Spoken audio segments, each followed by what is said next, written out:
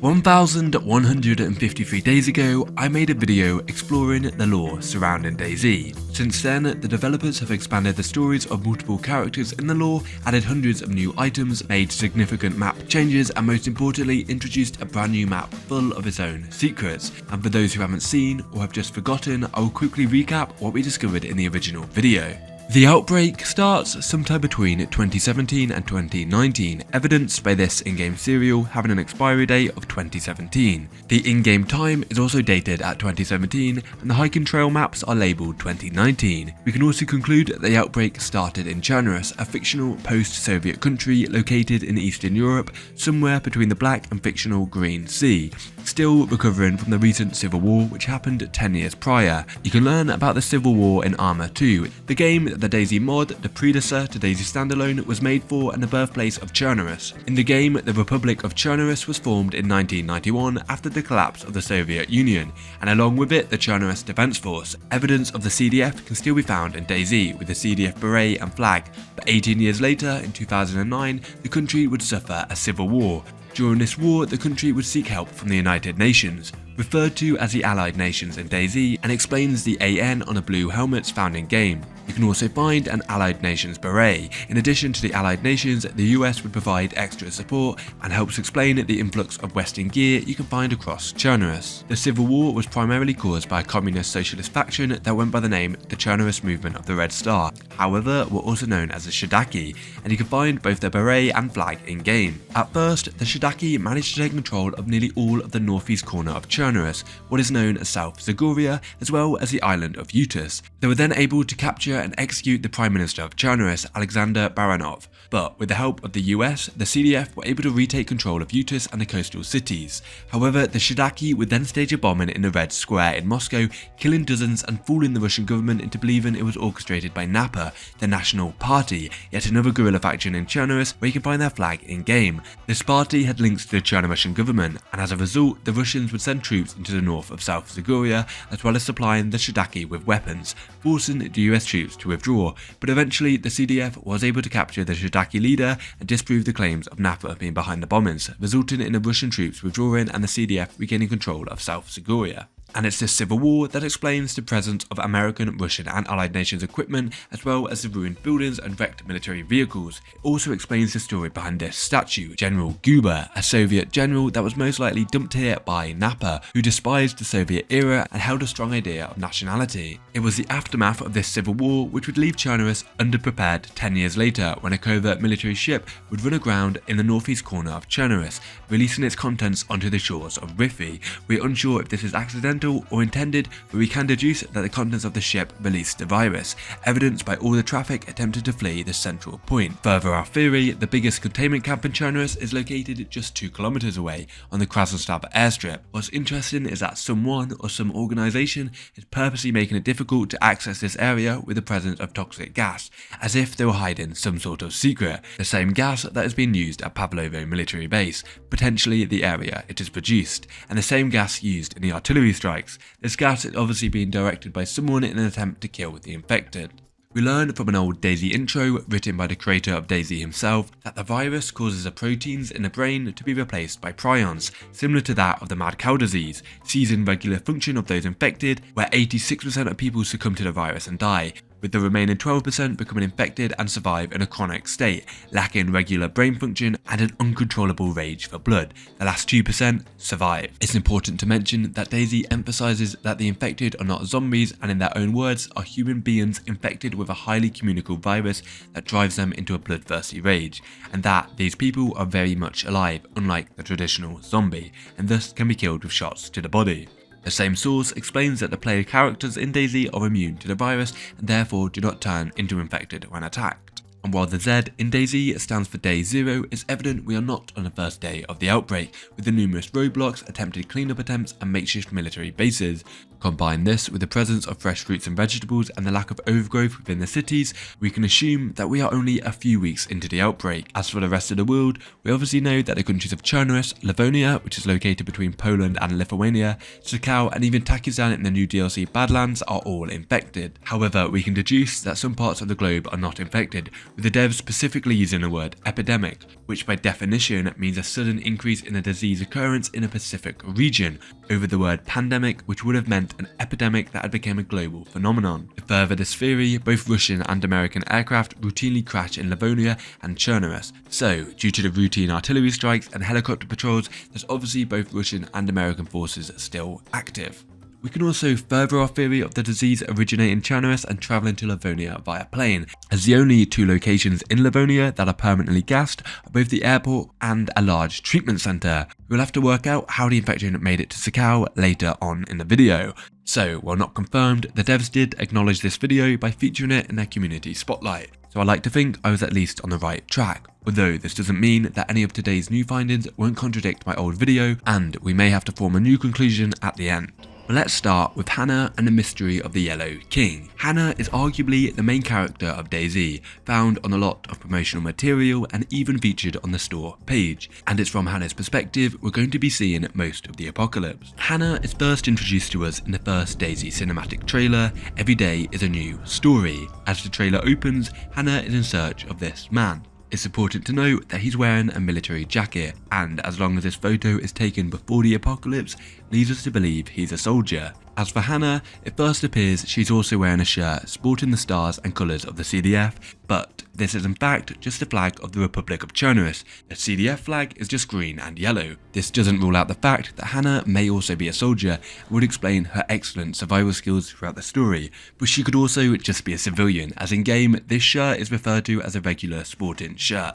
It's unclear on their exact relations, but given how close they are in a photo, we can assume that Hannah is not hunting him and that they are friends. What's interesting is that this man seems to resemble this character from Vigor, another game made by Bohemia Interactive, the developers behind DayZ.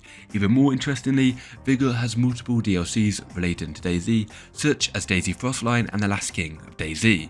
Whether these games share the same lore or just the same characters is unclear, but the description of the Last King of DayZ DLC reads, "Seize the fallen crown of DayZ. Hannah will finally confront her destined foe. No matter who comes out victorious, no king rules forever." And during her search, this destined foe will be introduced, as Hannah is approached by two bandits, easily identifiable by their yellow and red helmets.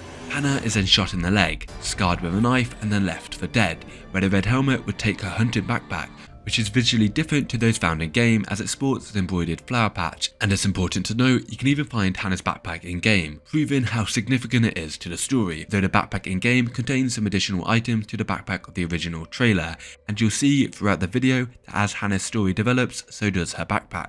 But we can be certain that this is Hannah's backpack, because it features the flower and is literally named Hannah's backpack in both the game and the Vigor DLC. Also in the DLC, the yellow motorbelt helmet is referred to as the Yellow Crown and King's Helmet. And in addition to other sources that we will discuss later, this is how we come to name this character, or at least the one who's wearing the helmet, the Yellow King. Later in the trailer, we can see both the bandits still with Hannah's bag, where Hannah will play a video from a PA system, and she says,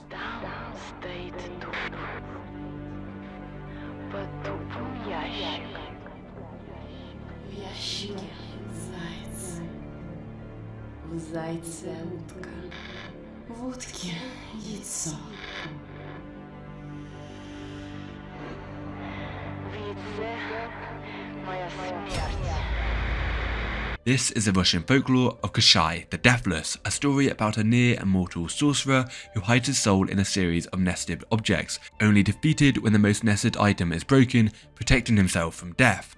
And we can assume that Hannah chose this folklore in particular as she miraculously survived the first encounter with these bandits. This angers them, and then the bandits go hunting for Hannah, leading them into a trap where Hannah is playing the infectious mix. You can find this mix taped to Hannah's backpack in game. Hannah then traps the two inside. Here they were attacked by infected, where you can clearly see the body of the yellow helmet bandit fall to the floor.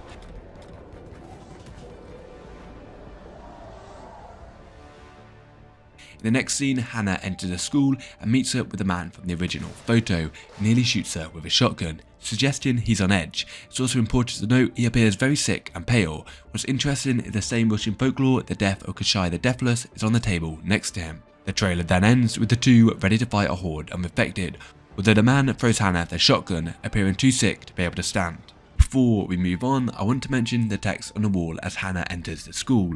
4 years and still nothing, and 5 years but I'll wait. Now perhaps this is a nod to DayZ's development cycle. Just kidding, but we can assume that this was written by the man who'd presumably been waiting here for Hannah for the last 5 years. This contradicts my original video where I placed us just a few weeks into the apocalypse, as there's a lack of overgrowth in the cities but still the presence of fresh fruits and vegetables. What I failed to realise is that apples, pears and plums can be found at their respective trees throughout the map, explaining their availability. Interestingly, both oranges and bananas are in the game and work perfectly fine, but they don't spawn, at least not on official servers. We can assume this is a conscious choice by the developers, as it doesn't make sense within the lore, as oranges and bananas can't grow in the climates of the current maps in DayZ. So I think it's safe to assume that we're at least 5 years into the apocalypse, and if we go off our earlier estimate of the apocalypse starting between 2017 and 2019, we can assume we're between 2022 and 2024. We won't see anything relating to Hannah or the Yellow King until the 1.14 teaser trailer. However, we won't skip that far ahead just yet. Instead, we will start at the 1.07 teaser trailer. This is where the devs started uploading teasers rather than highlights for each update. The difference being that the teasers contain some sort of story element rather than a simple showcase. The first teaser trailer is rather underwhelming, introducing a pair of survivors, and while I don't believe that they play any significant part in the story, they do appear in later teasers and prove that all these teasers are interlinked and a part of the same lore. In the next teaser, we will be introduced to 2 more characters, this woman, who I don't believe we see again, and this man with a leather jacket, who are in a house sitting by a fire. We then see 2 dead bodies and 2 armed men approaching the house.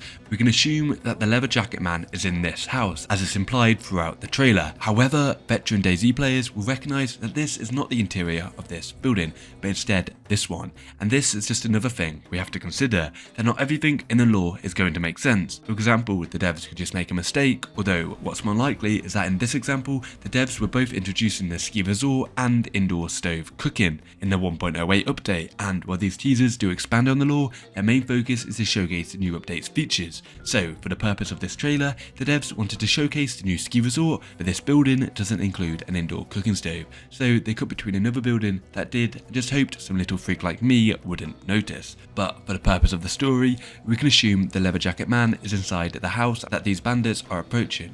And this will be confirmed in the 1.14 teaser, because like I said, all these teasers and characters within them are connected. And it's in the next teaser of the 1.09 update we'll be introduced to another big character, the man in the suit, and we can ignore the opening scene, as this is nothing more than a reference to the movie Snatch. We're then introduced to a cowboy with an Indiana Jones reference, but it's the end of this teaser where the cowboy and the suit man will have a face-off, cutting before a gunshot is fired, and it's important as these characters will be reintroduced later, and it's interesting to see that they didn't kill one another. The teasers in 1.10, 1.11 and 1.12 don't add much to the story and just introduce a few expendable characters that will feature later, but it's the 1.13 teaser where the suit guy will be reintroduced, as 3 NATO soldiers crash in the woods and then are slowly taken out by a man in the suit. Now, given the scene and the fact they are shooting an invisible enemy, I do believe this is a parody of the 1987 Predator. However, it reinforces the earlier idea that helis of NATO forces are still very much active. It also gives the impression that the man in the suit might be one of the main bad guys in our story.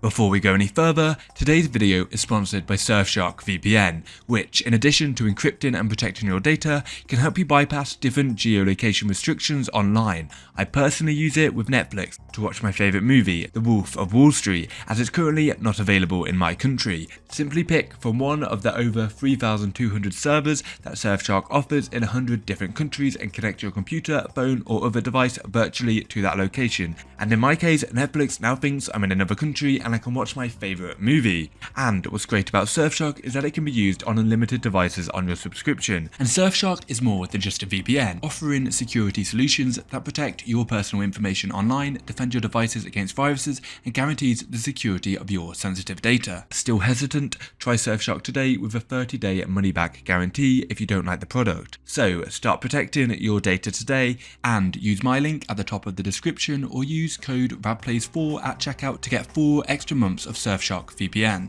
For both the 1.14 update, we will receive the regular teaser trailer as well as a teaser on Twitter with some of the biggest developments to the lore yet. While the Twitter teaser came first, I think it's best we start with the teaser trailer, which opens with one of the soldiers from the 1.13 teaser who must have survived his encounter with the man in the suit. We know it's this soldier as it's the same player model, glasses and machete, and we can assume that some time must have passed as he's now growing out a beard. The next scene cuts to another message over the intercom, this time in English. I know you can hear me.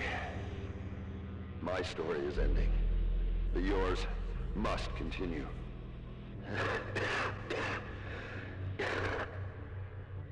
Uncivilization has beaten me, and bled. You know the rest.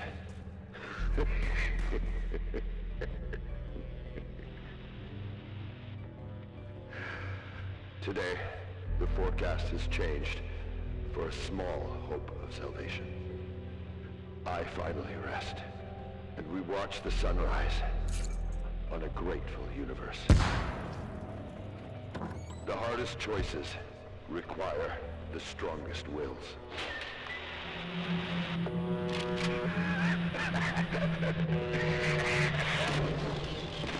The last half of his speech being a direct quote from Thanos, a major villain in the Marvel universe who kills half the population, and just maybe the person on the other end of the radio is behind the outbreak and sees the fictional character of Thanos within themselves. What we do know is that the voice on the broadcast seems to be sick and is choking, perhaps a victim of the toxic gas which has this effect in game.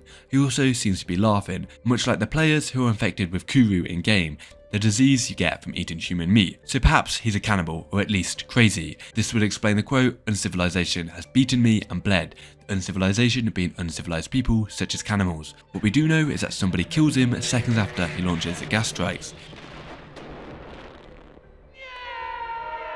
These gas strikes being witnessed by the man in the suit, the two characters from the first teaser who presumably die, and Hannah, who we can see is already prepared for the gas. It even hits the farm from the 1.12 teaser where the woman in a cowboy hat appears to take her own life. The teaser ends with Hannah's voice, which translates to "my death is in the egg," which, if we remember, is what she said to the two bandits at the very beginning. It's also interesting that the man with the leather jacket was once again shown in this trailer because, as previously discussed, he eliminates the two bandits approaching his cabin. However, his location is never gassed. And it's in a teaser on Twitter we learn more about who potentially might be behind the gas strikes. The teaser is that of a small room with screens and an annotated map of both Livonia and Chernarus, and just recently in the 1.29 experimental update they have added this room to Sakhal. We will revisit this later in the video when we discuss Sakhal's place in the lore. For now, we will focus on the annotations in this teaser, with some of these annotations encircling the permanent gas locations on both Livonia and Chernarus, with messages such as "get out" and "leave." On the desk, we can also see POX antidotes and gas mask equipment, suggesting the person behind this is controlling or at least aware of the gas strikes. They also have a radio transceiver, and the text is written in English, leading me to believe this might be the guy from the radio in the 1.14 teaser trailer. But the most notable annotation is that of the Yellow King. And if you visit the location of the mark on Livonia, you can find a castle, the only place the Yellow Helmet spawns, and presumably the base of the Yellow King. What's important to note is that whoever is behind these maps either is or has some relation to Hannah, as it once again references Kashai, the story that Hannah played over the intercom to bait the bandits into the trap, where it looks like the Yellow Helmet bandit died. However, in future trailers we do see the Yellow King again, or at least someone wearing the helmet. Which leads me into an interesting theory, and that being if you head to the castle marked by the Yellow King and find a helmet, you can read its description, which reads, "You've seized the throne and the empire. Woo, woo, to you who are crowned with the crown of the King in Yellow," by Robert W. Chambers, the real-life author of a book called The King in Yellow. This book contains 10 short stories. The first few stories are about a play by the same name, The King in Yellow, which drives the reader insane when read. But we're going to focus on its first story, The Repairer of Reputations, which is about a character called Hildred, who believes he is the heir to the Imperial throne and seeks help of Mr. Wilder. Hildred's plan involves confronting his cousin Lewis, who he believes is standing in his way to the throne. It ends with Hildred accidentally eliminating Mr. Wilder, who under his hallucinations believes him to be an aggressive cat. So, given the context of the story, it's not too far-fetched to theorise that the Red Helmet Bandit accidentally killed his friend. then crowning himself the king in yellow, from either his own ambition or a tribute to his friend. This would explain why we continue to see a character wearing the yellow helmet. Other notable annotations include "Initiative comes to those who wait," a reference to the movie Clockwork Orange, and given the several previous movie references, this probably means nothing to our lore. We also have the words nothing and then again nothing written here with an X, just off the coast of Scalicity, and I believe that this is just a little Easter egg, as if you head southeast from Scalicity, you'll eventually reach Debug Island, not in this exact position as its real location would place it off the map, but you get the point. We also have POX, the name of the gas, and this can also be seen on the antidotes. We then have P.Silin, but scribbled out.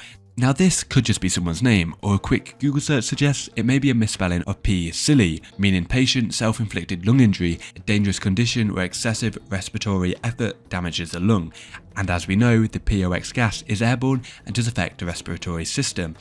Perhaps the person behind these maps were theorising the effects of the gas, but given the factors scribbled out, we can assume their conclusion was incorrect. We also have Hannah R.U. High, or at least that's what I believe it says. It's rather difficult to read. Some people theorise that it's simply asking if Hannah is on drugs, but this doesn't really make any sense for the lore and for the direction of the game, considering realistic drug use nearly got DayZ completely banned in Australia. I did see a really good theory on the DayZ forums by Brandberg, who theorised that the RU stands for Redunning, and the word high is telling you to look upwards. So if you head to Redunning and look at the artillery targets up on Eastern Hill, it can almost be read as Morse code, which he decoded as S East Near. Now I flew around the vicinity just southeast of Redunning and I couldn't find anything of significance, but I do think Brandberg was maybe onto something here. Perhaps I didn't search well enough, or he decoded the Morse code wrong. But I'm going to open a lore channel in my Discord where we can work together on the unsolved mysteries within the lore.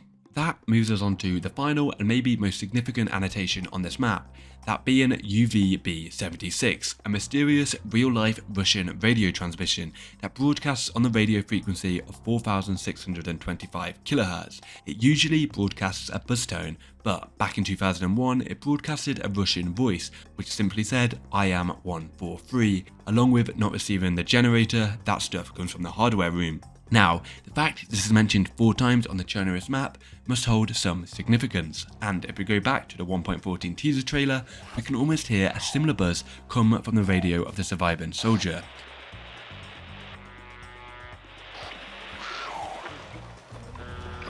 So it's obvious that a radio transmission has something to do with the lore and could be broadcasting the locations of the strikes, explaining how Hannah was prepared and ready. And it's in the next 1.15 teaser we see Hannah head down into the toxic gas in her protective equipment. Here she finds a body and a bloody barbed baseball bat, which evokes a flashback of the man from the very beginning, who seems to hit the red motorbike helmet bandit with a baseball bat.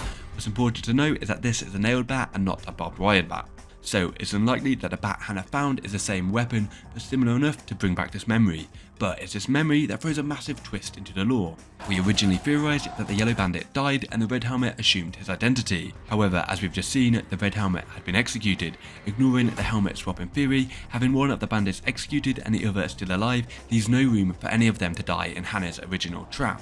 What we can be sure of is that the red helmet bandit is dead, and there's multiple graves around the map where red helmets can be found. Now these graves, along with over 100 more, are memorials for DayZ players who are sadly no longer with us, and it's a nice gesture from the devs, adding the graves to the late player's last known logout location or favourite spot. But it does make you think, why did they choose to decorate some of these graves with a red helmet? This also suggests that maybe Hannah's friend didn't succumb to his illness, and instead both of them went back to finish the red bandit off, and this would explain the yellow bandit's hunt for revenge.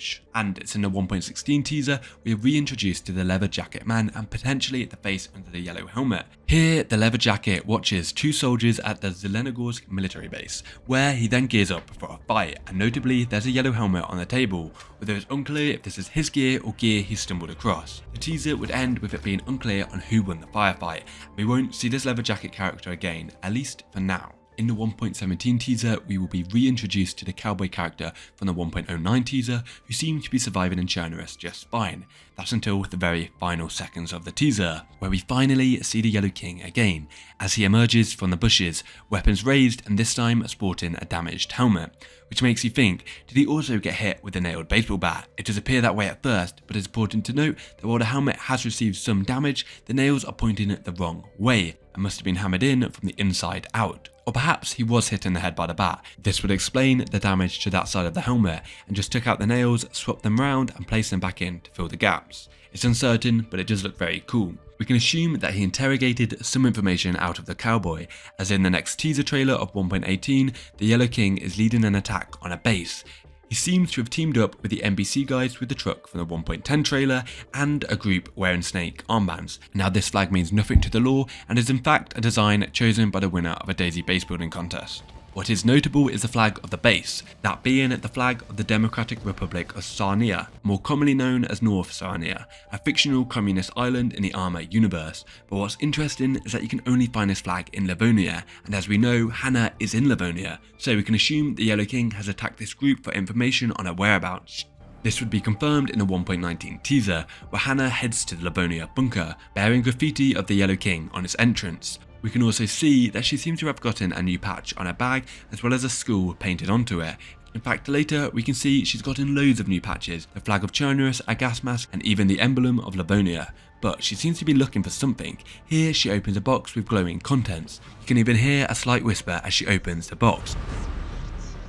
Perhaps this is a reference to the riddle from the very beginning, with the sorcerer's death being hidden in nested objects, where she's slowly unnesting it by opening the box under the oak.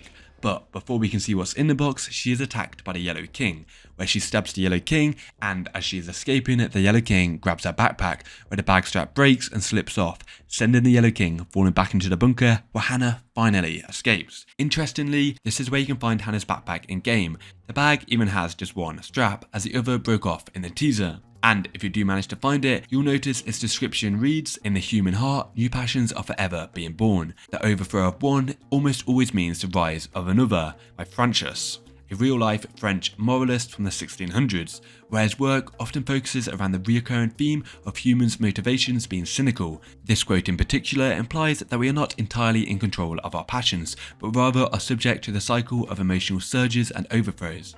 Well, that was all AI. I'm no philosopher, but it does make you think, what are the devs trying to tell us here? Should we maybe also begin to question Hannah's morality? But what we do know is that she was searching for something of significance in the bunker, and what's so important about the bunker is that if you head to the bottom floor, you can find a room full of artillery shells, where one has been deconstructed, showing its true contents, 15 POX vials, the bombs behind the gas strikes. So it's clear that the military of Livonia has something to do with these bombings, either producing or at least storing shells capable of delivering POX strikes.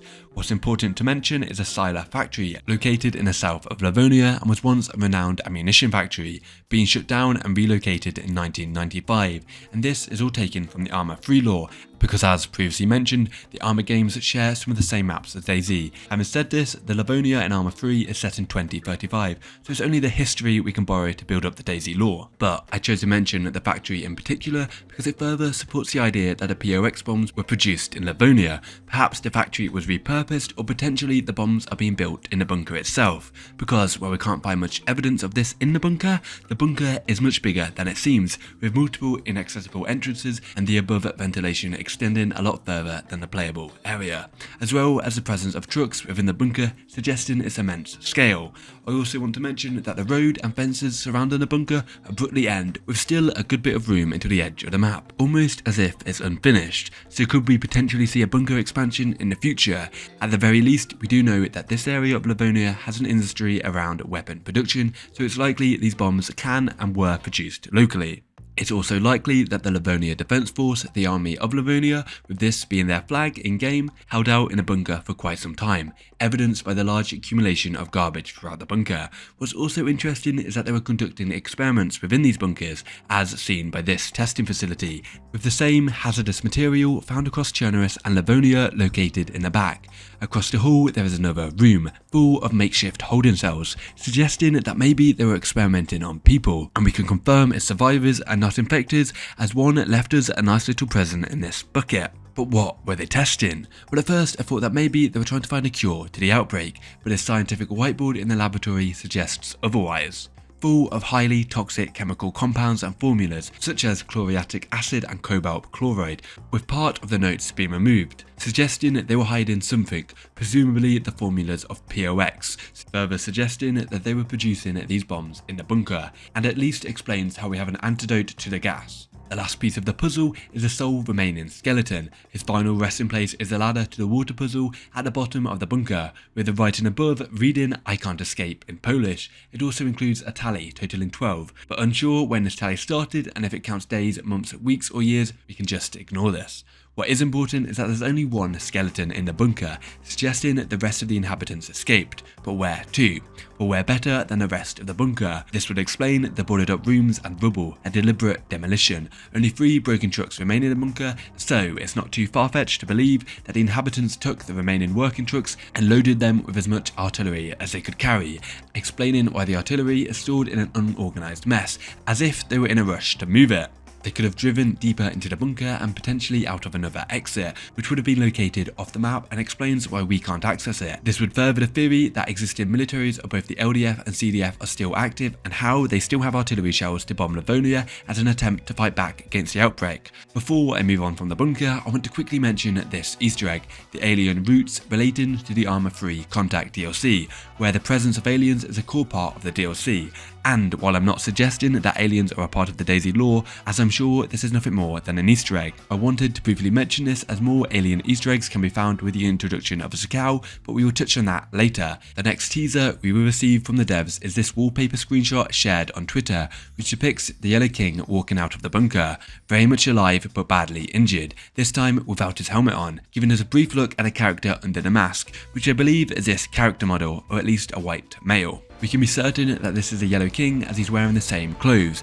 What is important to mention is that he has an injured leg and is now wearing an eye patch. Now this is important as characters wearing an eye patch will appear later, potentially the same person. Along with the picture, the tweet read, "I know you're out there, I can feel you now, I know that you're afraid," a quote from The Matrix, and as the devs hint below, they're quite a fan of movie references. But this quote at least suggests the Yellow King is determined to hunt down Hannah, if not already obvious before. The next teaser we will receive is that of the 1.20 update, nothing more than a Valentine's themed update with a few bug fixes. In this teaser we are introduced to these 2 goofballs, 2 characters we have never seen before and are yet to see again, so probably have no significance to the lore. Again, this trailer is just trying to be fun in the spirit of Valentine's Day. The only element of significance is this graffiti, depicting a man tossing food to a desperate survivor with a gun behind his back and a writing on the wall reading "Don't trust anyone" in Polish. But take note of the red armband this player is wearing, as we'll be seeing this again. And what's that the survivor is wearing? A motorbike helmet. How interesting. Again, the 1.21 teaser doesn't seem to add much to the lore, just a man in medieval armour getting robbed by a group of players wearing Rex armbands, another community competition winner, and therefore has no relevance to at least the historic lore of Chernarus. Interestingly, the man who saved the night looks very similar to the player who helped out the Yellow King in a raid in a 1.18 teaser, and yet again the 1.22 teaser adds little to the lore and is nothing more than a Payday parody. Those familiar with the game will recognise the iconic blue gloves, suits, and even the medical duffel bag. And as we know, DayZ has and still regularly continues to collaborate with Payday. It does make you think though, is this our suit character from the earlier teasers? Pretty hard to say, but it almost looks to be the same character model. But the main piece of relevance is this knife, marking the airfield, and this is where the next 1.23 teaser will focus around. It opens with what we can only assume is a flashback, with both motorbike helmet bandits raiding the airfield, still sporting their original military clothes from the cinematic trailer, and during this raid, it looks like they killed the leather jacket man, and while he's not wearing the leather jacket, he seems to be the same character model and is wearing the same green bandana and using his iconic deagle. This almost throws a spanner in the works in terms of the timeline, as we last saw the leather jacket man in the 1.16 trailer long after the red helmet bandit was confirmed dead, but perhaps the 1.16 teaser was also set in the past. This would also explain why the yellow helmet on the table doesn't have any spikes. What we do know is that the teaser ends with the current Yellow King walking down the airstrip with his spiked helmet and Hannah's backpack, so it's obvious he's travelled back from Livonia to Chernarus.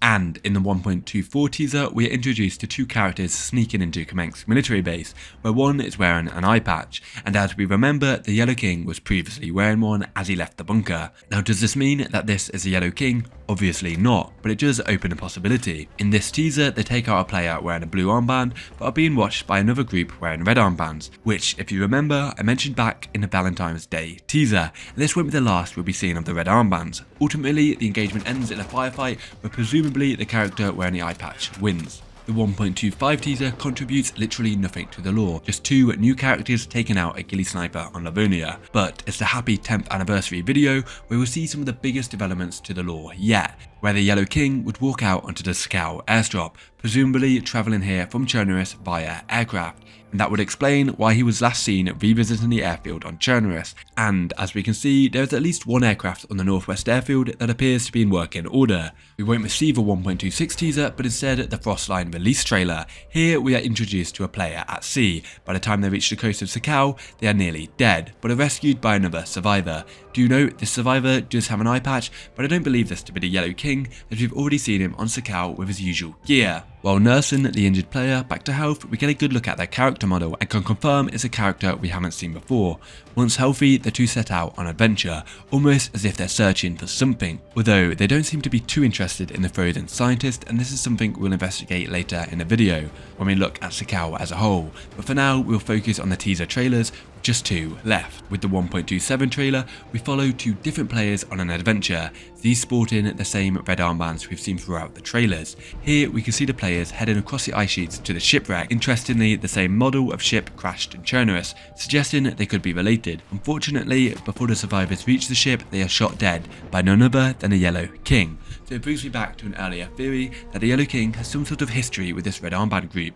It's obvious that this faction is pretty powerful, with members across Chernarus and now Sakhal, and presumably Livonia from this graffiti, which makes me think that this is the Yellow King. It's obvious that the artist had red paint on them, so that rules out the red motorbike helmet. So perhaps this group betrayed the Yellow King and he's seeking his revenge, or perhaps this is just another survivor. What it does tell us is that the red faction cannot be trusted, and maybe the Yellow King isn't a bad guy after all. And in our final teaser, we see a group of bear armbands, not to be confused with the red armbands, although they could easily be the same group, trade hostages with another group wearing wolf armbands. This ultimately ends in a firefight where the survivor's weapon jams, sealing her fate, until she's saved by a mysterious sniper. Do you know, this sniper isn't wearing an armband, so he probably isn't affiliated with the group. And while we can't see the sniper's face, I think it's pretty obvious that this is Hannah. The character model is that of a woman's, and she's wearing Hannah's hat, backpack, and rocking an SVD, looking very similar to the cover photo of the DayZ game, with the scarf added and the shirt swapped out for a similar wool coat, obviously due to the change in environment. But it's now obvious that both Hannah and the Yellow King are in Sakhal. But it's the introduction of Sakhal which massively builds on the DayZ lore. Sakhal is a remote volcanic archipelago located in Russia's Far East, heavily inspired by the real-life Kamchatka Peninsula in the easternmost part of Russia, and we can assume that Sakhal is also located somewhere around here. Sakhal is originally thought to be a safe haven, and we learn this from the DLC's store page, which quotes a survivor: "I woke up from a nightmare face down in black sand. Looks like I made it to Sakhal, but where are the others I saw when boarding the refugee ships from the mainland?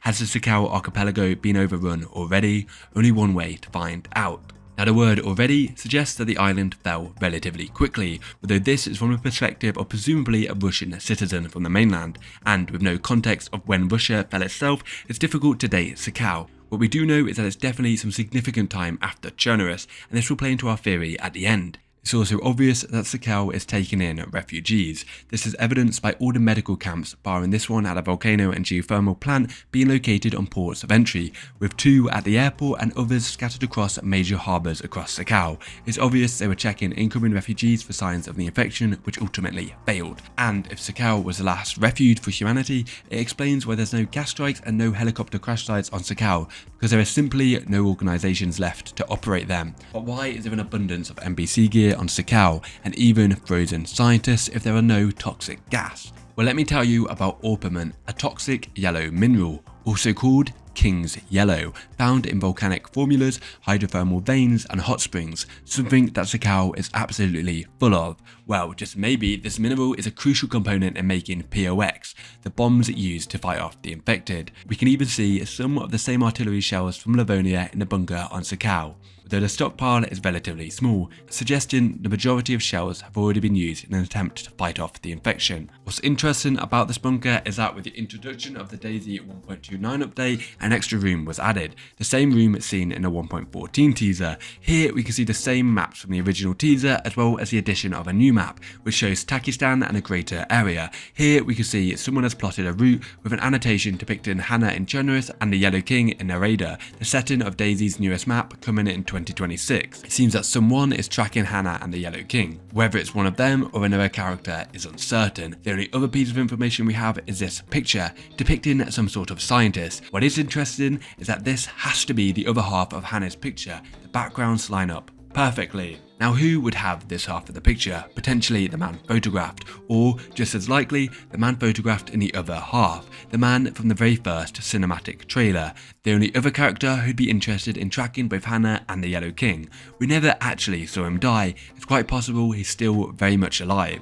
In the hallway outside the room is a wall full of writing. There's a very large tally suggesting whoever was down here for a while, as well as multiple chemical formulas linking us back to POX and Russian writing, which translates to Hannah, are you okay? Further suggesting that this might be the work of Hannah's friend from the very beginning. And the final location of significance on Sakhal has to be the crashed ship, presumably the same refugee ship that never made it to the island.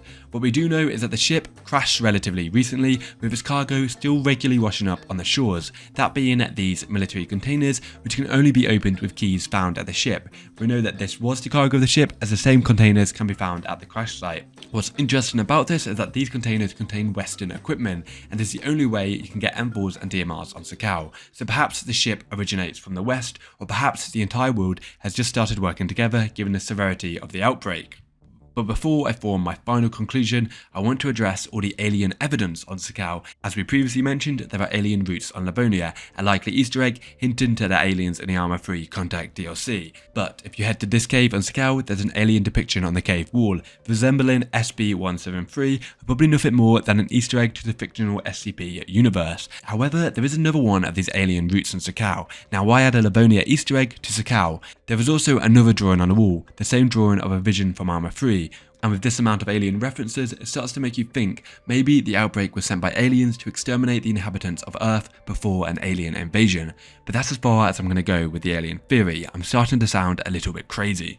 To conclude the DayZ lore, I want to focus on a theory that each map is a part of a continuous timeline. This would perfectly explain how Hannah and the Yellow King story developed throughout the introduction of each map. The story starts in Chernarus, a fictional post-Soviet country located in Eastern Europe between the Black and fictional Green Sea, still recovering from the recent civil war which happened 10 years prior, causing it to be vastly underprepared for the start of the outbreak, sometime between 2017 and 2019, which would quickly overrun South Zagoria. It is believed that the virus originates from a covert military shipwreck at Riffy, which released its contents onto the shore, presumably the virus, as this seems to be the central point the Chernarus are fleeing from. And it's this virus that causes the proteins in the brain to be replaced by prions, similar to that of the mad cow disease, ceasing regular function of those infected. 86% of people succumb to the virus and die, the better option of the two, with the remaining 12% becoming infected and surviving in a chronic state, lacking regular brain function with an uncontrollable rage for blood. 2% of the population are immune and therefore survive the virus. It's obvious that the Chernarus Defense Force, potentially with the help from NATO, have attempted to contain and treat the virus, but these checkpoints and medical centres were overran, at least in South Zagoria, as it's evident that the CDF and NATO are still operating in western Chernarus, conducting regular artillery strikes and occasional helicopter patrols. Crash sites of helicopters with both NATO and CDF markings can be found concentrated in the western and northern side of South Zagoria. This is also the direction that the artillery can be heard from.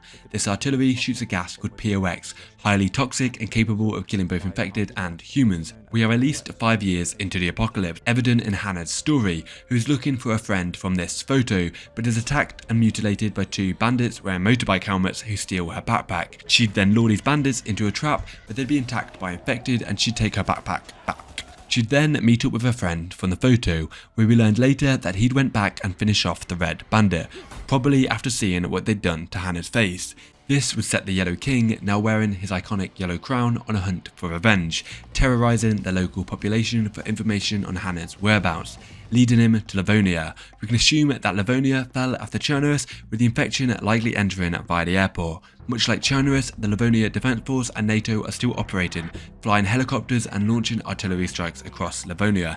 A large portion of these shells can be found in the Livonia bunker, where they either made or at least stored these shells. It even appears that they were testing POX on other survivors, although it appears that they left the bunker in quite a hurry, taking some of the shells with them and then demolishing part of the bunker. Here they could continue to fight against the infected from the surviving part of the country, given the fact that Hannah is now in Livonia while the gas is still being fired with at least 5 to 6 years from the original Chernarus outbreak, although it's pretty difficult to date exactly when the outbreak reached Livonia. The Yellow King would eventually catch Hannah at the bunker, while Hannah is searching for this mysterious object inside a box. A fight would erupt and Hannah would escape, losing her backpack in the process, although the Yellow King would survive, and we'd next see him back in Chernarus, where we can assume he acquired an aircraft and flew to Sakhal, as this is where we'd next see him. And with the introduction of Sakhal, we have moved further along in the timeline.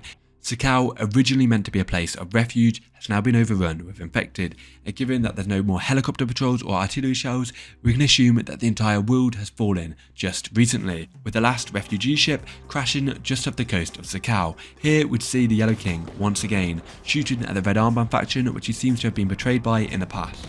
Our story would end with Hannah now also in Sakhal, in this mysterious room in the bunker where it appears someone is searching for both Hannah and the Yellow King. My best guess, the man from the very start, as who else would have the other half of Hannah's photo. To further this idea that each map is a different segment in the timeline, the DayZ store page suggests that you play Chernarus first and then head to Livonia. And it'll be interesting to see how the DayZ Badlands DLC in 2026 furthers this idea. But what I want to know is, what do you think about the DayZ lore? Do you think my theory is correct, or do you have one of your own? Let me know down in the comments below, or join my Discord where we can discuss it further, and I'll try my best to reply to every comment.